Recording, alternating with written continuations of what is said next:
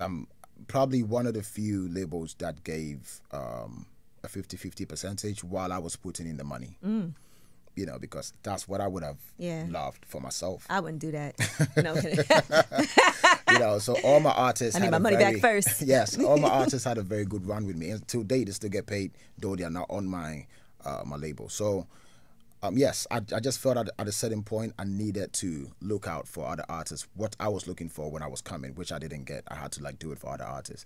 But in Africa, or maybe I can limit it to Ghana, the resources are not that strong for an artist to be able to sign an artist. You know, it's a lot of pressure. So what I did after them is to take my time and get things right before I would sign somebody officially to become the one to run to when you need something, because it's a lot of, you know, it's a lot of responsibility. So now I kind of like endorse or co-sign people and then let them go, right, to figure their own stuff out, because I enjoy the liberty of being free, and I want other artists to feel like that. So that's what's up. Yeah. Now let's get into the meat of this, because the most recent song you put out is called Try Me. Try Me.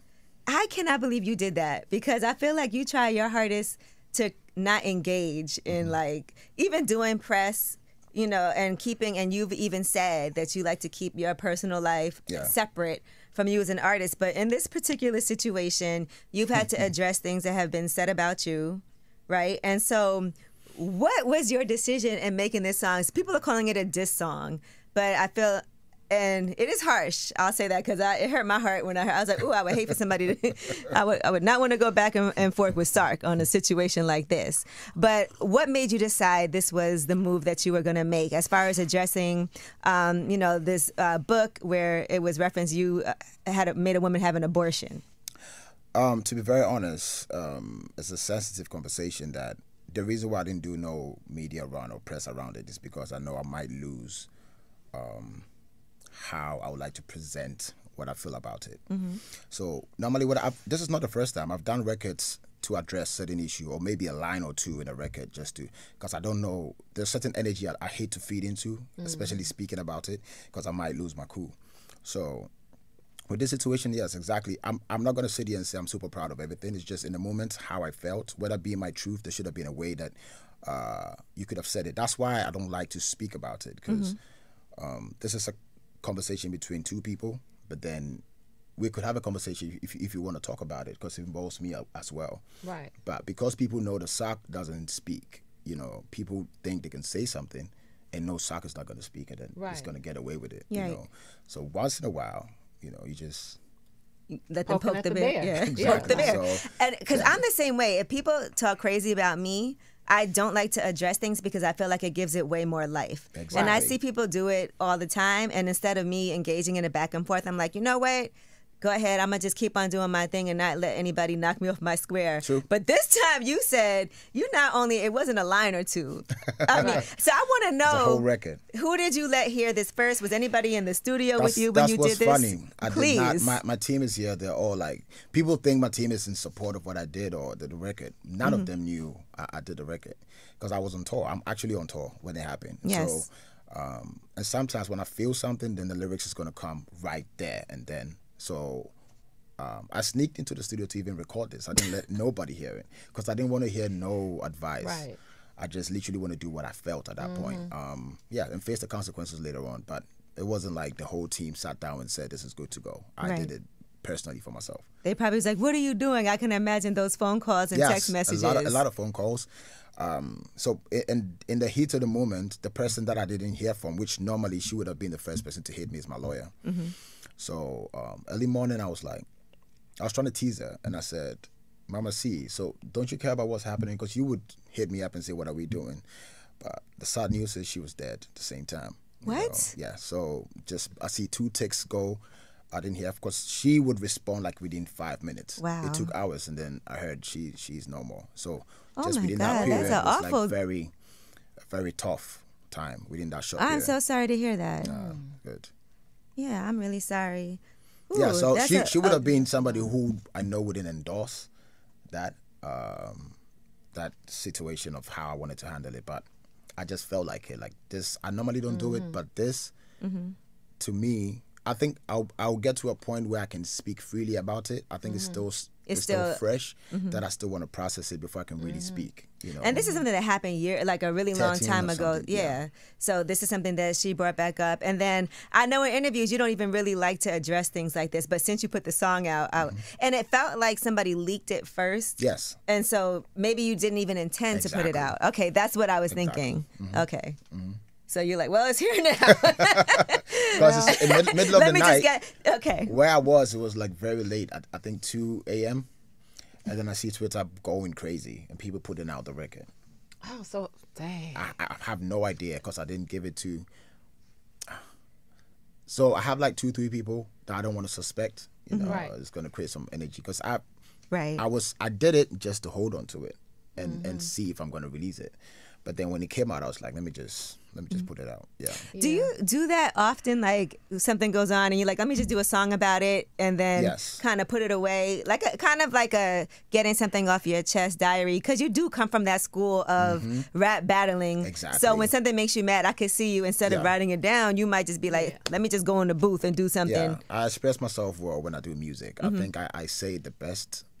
If I do music, if I speak about it, I don't know if I'm a good person that express himself well.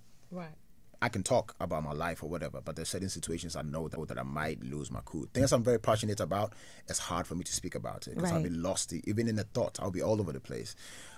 Conversations like even talking about my people and how our music and how we're supposed to survive and do this. I care so much about it that when I speak about it, because of the passion and emotions I have for it, I might not be able to get to the point. But when I do a record, I have time to really say exactly what I want to say. So when something happens, I feel like, let me just do a record. Or most people are lucky. Sometimes it will be a line or two in a verse. a little stab. But if I do a whole joint for you, that means few times I've done that. I think this is the second time I've done like a record on one particular situation. That should tell you that this non-living thing. Non-living thing. It wasn't. I have similar situation, but it's not exact. Right. I mean, it was a heartbreak type of. Yes, because I faced that some time ago. And it feels like that was about a particular person, or and situation. I don't think so because I didn't. With Try Me. I knew what I was doing. Non-living thing, I didn't. Okay. But then you can see yourself that something is creeping in that you don't know that's what you're talking about. I don't know if you get that. You were just expressing emotion, and then it was kind of bringing up feelings. Yes, exactly. Of and a breakup. That's going to creep into it because what I was saying was exaggerated. I've not faced that before, but there are similar things in there that I've seen. But so that wasn't like towards anybody. So there's a funny story. I did which never came out. I did a whole project around a time where I had a situation with this girl that we broke up, and I didn't know how bad it creeped into my creativity because the whole album was towards me speaking about women in a certain type of way, but in different version. Right. But it was all kind of like I didn't notice it until the whole project was done. I was listening to. I'm like, what's different about the songs? It's the same thing, just different angles. So something like that I didn't know, but it was creeping into the writing. Okay. So non-living thing could be that, but I didn't think about somebody. Wow, because the hook was given to me by Oxlade. Okay. So it's a beautiful song. People love that song, and I think. Do you feel like as the further you've gone in your career, the more you've been able to open up about emotions and telling more about yourself? I'm still not good with that. I still put limitations to it. But I definitely love music that makes you feel something. Right. Yes. Where do you think that comes from for you? As in like putting those limitations on yourself. Why do you think that you do that? I have no idea. I think I just figured out a way to guard myself. I don't know what the reason is, but I still find a way to guard myself. So I kind of like turn myself vulnerable to few people that I would have to care that much if something happens. So my mental state with even the industry, I don't really have people that I count on too much. So I don't get hurt easily to break my whole process. Right. So few people, close family, the team, few people around me that I'm vulnerable to, that I know these guys can really break me when something happens. But I don't make it too much, especially with the industry. So it's rare that you find SARKODIE having an issue with anybody in the industry because I feel like nobody owes you nothing. If they choose to support, that's okay. So I never have grudges with people. I never start because I don't think you owe me anything. So Right. that whole, I don't think it's a persona, but it's like a shield for my own peace. I just ask that because sometimes it is how we were raised, like in our families. Because I know for me, like my family is not very emotional, and so I can be really guarded about certain things too. Okay. You know, just because we weren't raised that way to be super expressive and like saying everything that we feel all the time. Right. Versus Probably me. that too.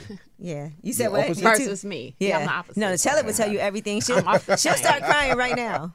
Oh yeah.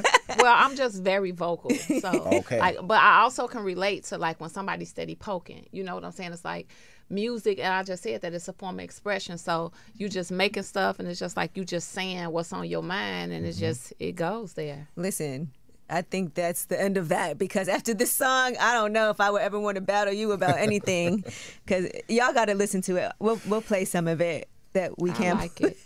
You said I like it. I liked it. I think it was vocal. Has she responded at all? I have no idea. I've not. No. Like, has anybody said? Because I know your followers will tell you, and it No, hasn't been I haven't, anything. like, when I put it out, I wasn't looking for. I did it because I want to do it. I'm not looking for a reaction. You know, I just. But you said didn't it. even intend to really put it out either. No. Yeah. Yeah, so I'm that not too. really looking out for it and trying to like figure out, well, who said what. I just said it and that's it. Now I gotta ask you this, because you are married, right? Mm-hmm. What did your wife say about all this, and did she know in advance, or did she find out with everybody else? To be honest, I really still don't want to like speak about that, but I think Okay. she handled it the way that I didn't think she was going to be able to handle it. You know, she was cool about it. She cared more about how I was feeling, which was, That's great. you Right. know, she was like if I was good because I was on tour. So that was her worry about how I was feeling. Because she knows it's out of character too. It's not like you just be firing off on people. Yeah, she knows that it takes a lot for me to speak. Because, to be very honest, the reason why I don't speak, which might sound a certain type of way, but I feel like nobody's really worth my response, which has always been my stance. Because if it should be somebody that I'm going to benefit from, even if I don't want to respond, I will respond because I'll benefit out of it. But most times, the people that speak about Sarkodie, if I look at them from top to bottom, I'm like, is it really worth it for me to go back and forth with this person? You know, that's the main reason why I don't speak. And I'm beyond. When I started the journey, I cared a lot about what people said, and then I realized that it actually doesn't change anything. People said a lot about Sarkodie.